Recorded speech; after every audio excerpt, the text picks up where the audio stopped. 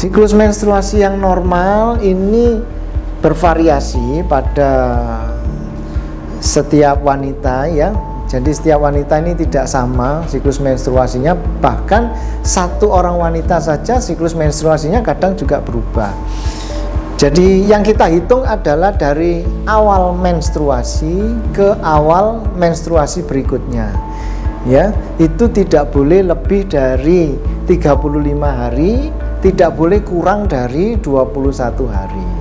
Jadi begitu cara menghitungnya, dan yang dikatakan normal adalah saat mens lamanya antara 3 sampai 7 hari.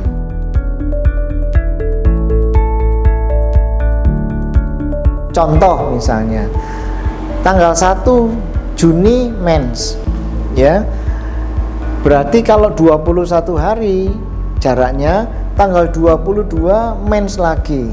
Ya, itu normal walaupun dalam 1 bulan ada 2 kali menstruasi.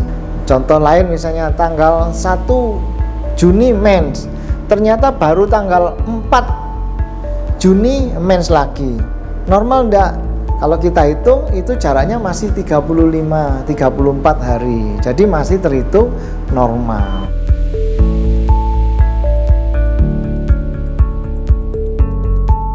Jadi perubahan siklus menstruasi ini adalah sangat berkaitan sekali dengan kondisi hormonal di dalam tubuh kita. Kondisi hormonal di dalam tubuh kita ini dipengaruhi oleh kelenjar yang namanya adalah kelenjar hipofise. Di atas dari kelenjar hipofise ada namanya kelenjar hipotalamus. Kelenjar hipotalamus ini sangat dipengaruhi oleh kondisi fisik kita, kondisi psikis kita ya. Jadi ada kondisi-kondisi fisik atau kondisi-kondisi psikis yang bisa mengganggu kerja dari kelenjar hipotalamus ini. Otomatis kalau kelenjar hipotalamusnya terganggu, maka dia akan berefek pada kerja dari kelenjar hipofise. Kelenjar hipofise ini yang mengatur siklus menstruasi. Dengan terganggunya kelenjar hipofise ini, maka siklus men akan terganggu. Kadang-kadang men tidak selesai-selesai, kadang-kadang 2 bulan, 3 bulan tidak men begitu. Jadi itu karena efek dari hormonal.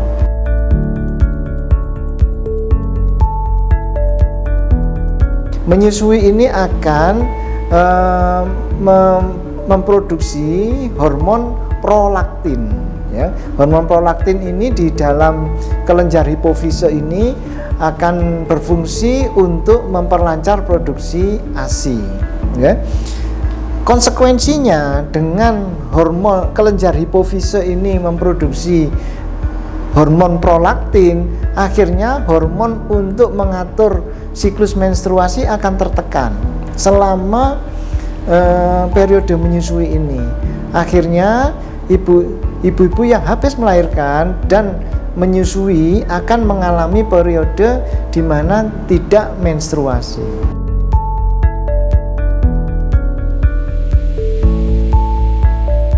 Dengan semakin eksklusifnya dia memberikan ASI, akan semakin tertekan hormon untuk mengatur menstruasi ini. Dan nanti fungsi untuk menstruasi ini akan kembali setelah dia tidak menyusui.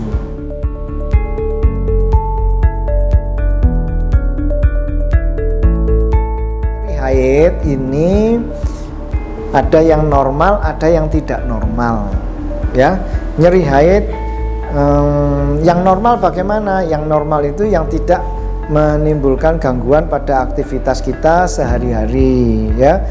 Jadi masih tetap bisa bekerja, masih tetap bisa aktivitas sehari-hari ya. Yang tidak normal adalah yang sampai pingsan atau sampai harus tidak masuk sekolah, tidak masuk kerja, harus bolos ya, harus minum obat, kadang-kadang paling ekstrim harus sampai masuk rumah sakit. Penyebabnya apa? Penyebabnya banyak faktor ya.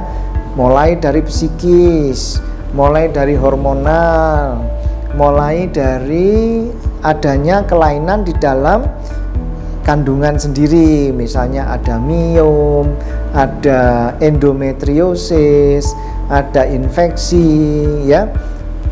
dan sebagainya. Jadi banyak faktor untuk nyeri haid ini.